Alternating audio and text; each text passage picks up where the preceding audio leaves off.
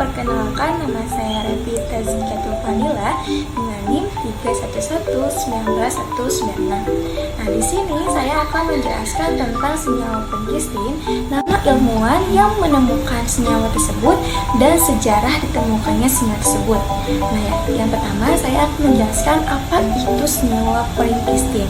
Nah, senyawa penkistin ini adalah senyawa kimia golongan alkaloid finca yang berasal dari tanaman tapak dara atau Caranthus rhesus, juga dikenal dengan sebutan Finca roseae, Finca multiflora, Ammocalis roseae, dan Lochnera roseae.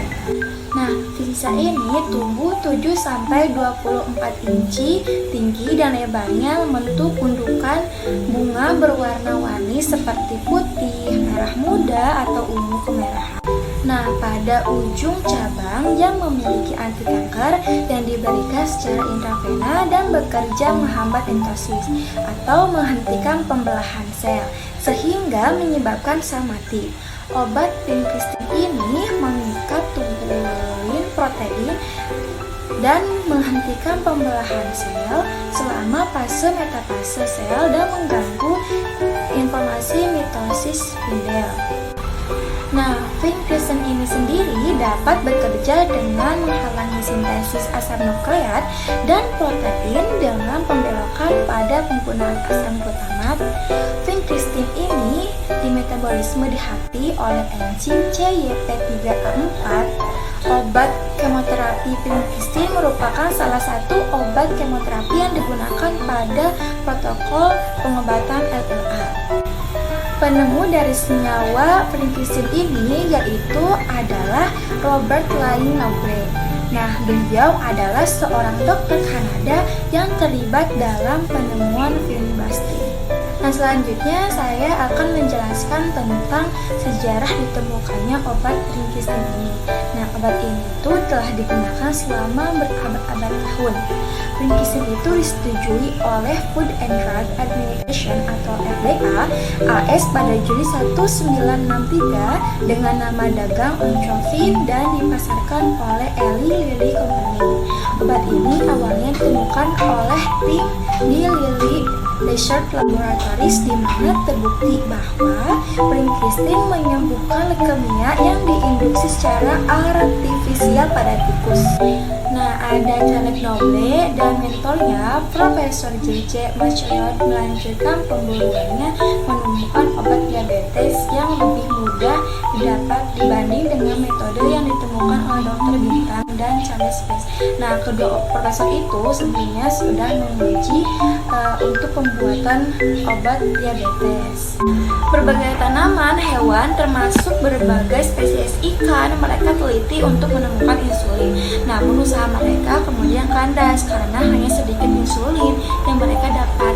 Perhatian dan pemburuan Dr. Charles Noble ini terhadap penyakit diabetes tidak pernah surut hingga tahun 1952 saat dia sudah berusia 52 tahun. Seorang pasien Dr. Charles Noble ini yang sedang mengunjungi Jamaika mengirimkan sepucuk surat yang di dalamnya berisi 25 daun kering dari tanaman Madagaskar Periwinkle atau Finca roseae yang menurut kepercayaan orang-orang di Afrika, terutama di Jamaika, digunakan mengobati penyakit diabetes. Nah, karena dokter tersebut sudah tidak lagi terlibat dalam penelitian, dia menyerahkan amplop dan ke-25 daun kering tersebut kepada adiknya yang juga seorang dokter dan peneliti, Dr. Robert Lane Noble, yang saat ini menjabat sebagai ASS, Direktur Lembaga Penelitian yang didirikan oleh Dr. The College Medical Research Laboratory yang merupakan bagian dari University of Western Ontario, Kanada. Berbekal ke-25 lembar daun Finca roseae tersebut, Dr. Robert dan adiknya dibantu oleh Dr. Charles berusaha mengisolasi alkaloid yang terkandung dalam daun tanaman tersebut dan mencobanya pada hewan uji. Hasilnya semua gagal total. Tidak ada satupun hewan uji yang diberikan obat hasil ekstraksi dari tanaman tersebut yang selamat. Tetapi ada hal yang menarik perhatian Dr. Charles dari hasil coba tersebut. Nah, dia itu mengamati bahwa hewan uji yang diberikan senyawa hasil ekstraksi tersebut mengalami penurunan jumlah sel darah putih yang sangat signifikan. Dengan bantuan Dr. Charles, akhirnya Dr. Robert berhasil mensintesis sebuah senyawa obat yang nantinya menjadi sebuah legenda vincristine. Nah, selanjutnya mereka juga berhasil mengisolasi senyawa sejenis yang juga memiliki efek serupa, yaitu vinstable. Nah, penemuan yang kemudian diakui sebagai penemu terpenting abad 20 dan sumbangan. Nah, sudah dijelaskan dari awal tadi, mereka itu kemudian bekerja sama dengan perusahaan farmasi raksasa Eli Lilly dan Chill pada tahun 1999 untuk pertama kalinya dilakukan uji klinis di rumah sakit The Princess Margaret Hospital dengan hasil yang sangat dramatis. Atas karyanya tersebut, Dr. Nobel dianugerahi gelar The Canada Medical Hall of Fame. Nah, untuk yang selanjutnya yaitu perkembangan pemakaian vincristine dari dulu sampai sekarang.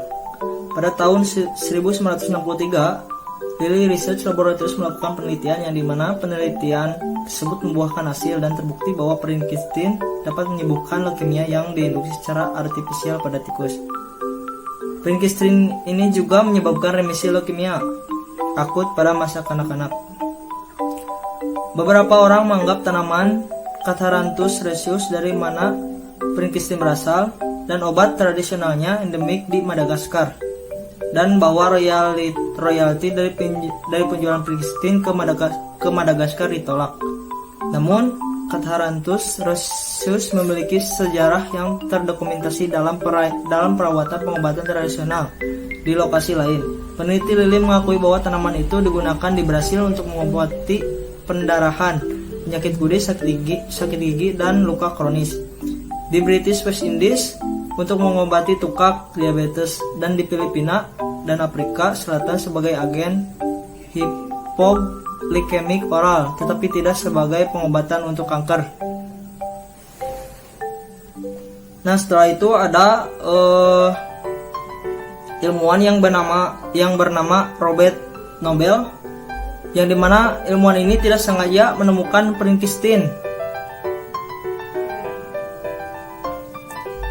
Nah, ilmuwan ini berbagai hewan dan tanaman telah diujinya. Namun, usaha mereka kemudian kandas karena hanya sedikit insulin yang mereka dapat. Perhatian dan perburuan Dr. Clark Nobel terhadap penyakit diabetes tidak pernah surut. Hingga pada suatu saat ada seorang yang memberi daun kering Madagaskar Periwinkle atau Vincarosia yang menurut kepercayaan orang-orang di Afrika, terutama di Jamaika, digunakan untuk mengobati penyakit diabetes. Lalu mereka menguji daun tersebut dan alhasil semua hewan mati setelah pemberian ekstraksi tumbuhan tersebut, dan harus gagal untuk kedua kalinya untuk menemukan obat diabetes. Tetapi ada hal yang menarik. Perhatian dari Dr. Clark dari hasil uji coba tersebut. Dia mengamati bahwa hewan uji yang diberikan senyawa hasil ekstraksi tersebut mengalami penurunan, yaitu penurunan jumlah sel darah putih yang sangat signifikan. Dengan bantuan dari Dr. Carlos Tebir, akhirnya Dr. Robert L. Clark berhasil mensintetis sebuah senyawa obat yang nantinya menjadi sebuah legenda, vincristine. Nah, untuk yang selanjutnya yaitu ada pengaplikasian senyawa vincristine. Nah, untuk senyawa vincristine ini atau obat vincristine ini sudah diaplikasikan terhadap manusia dan juga hewan. Pada manusia berfungsi sebagai obat kanker, yang dimana vincristine bekerja sebagian dengan mengikat protein tubulin, menghentikan dimer tubulin dari polimerisasi untuk membentuk mikrotubulus, menyebabkan sel tidak dapat memisahkan kromosomnya selama metafase S.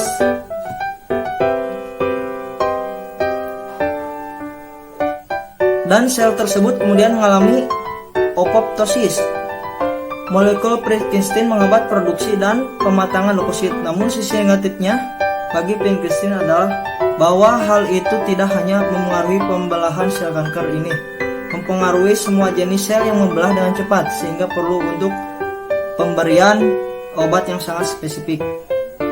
Nah, untuk perikistin pada hewan, perikistin ini merupakan senyawa kimia golongan alkaloid pinka yang berasal dari tanaman Madagaskar atau Pinka rosea ini. Senyawa ini merupakan agen kemoterapi yang banyak digunakan untuk mengobati berbagai gangguan neoplastik seperti limfoma, leukemia, dan sarkoma pada anjing serta kucing. Dan manfaat dari obat peringkistin sendiri digunakan untuk mengobati beberapa jenis kanker.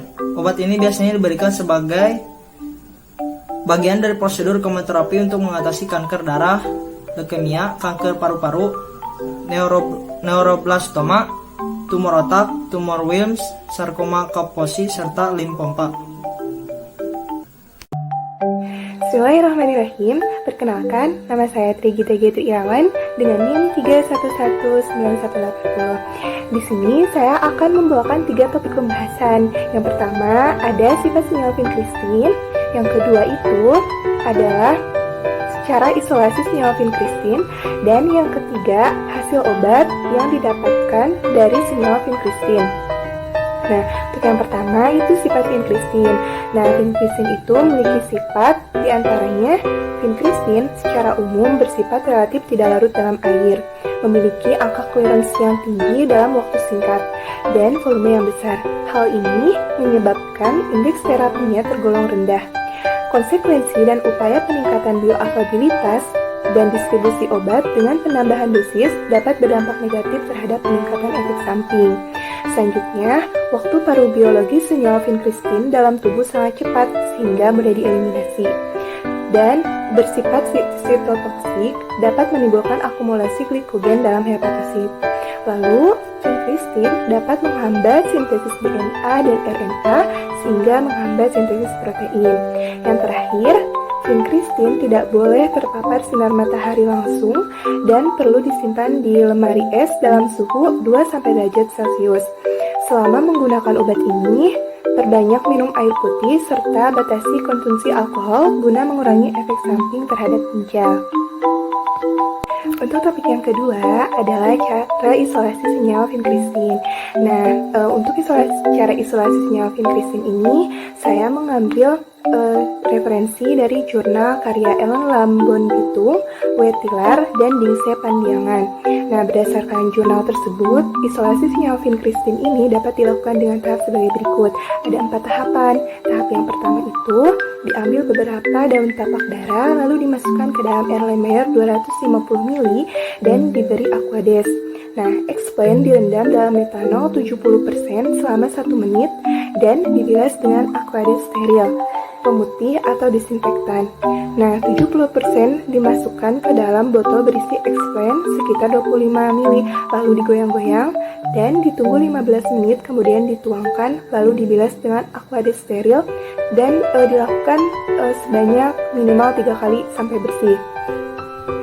Nah, untuk cara yang kedua, explain yang sudah steril diambil 1 helai daun, bisa dengan menggunakan pinset steril. Nah, lalu daun dipotong-potong sekitar 0,5 mm kali 0,5 mm dan diusahakan tulang daunnya yang besar dikeluarkan. 1 daun dapat menghasilkan 5-6 potongan daun. Untuk cara yang ketiga itu potongan daun tapak dara diinokulasikan dalam media yang sudah disediakan. Variabel pengamatan keberhasilan adalah adanya kalus yang tumbuh dengan warna kuning keputihan. Dan yang terakhir, yang keempat, identifikasi kandungan senyawa vinkristin dilakukan dengan menggunakan metode kromatografi cair kinerja tinggi. Nah, kromatografi cair kinerja tinggi ini merupakan salah satu teknik kromatografi untuk zat cair yang biasanya disertai dengan tekanan tinggi. Seperti teknik kromatografi pada umumnya, HPLC berupaya untuk memisahkan molekul berdasarkan perbedaan afinitasnya terhadap zat padat tertentu.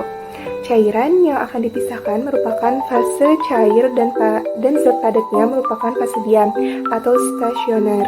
Analisis kualitatif dilakukan dengan membandingkan waktu retensi sampel dengan senyawa vinkristin standar dalam kondisi yang sama.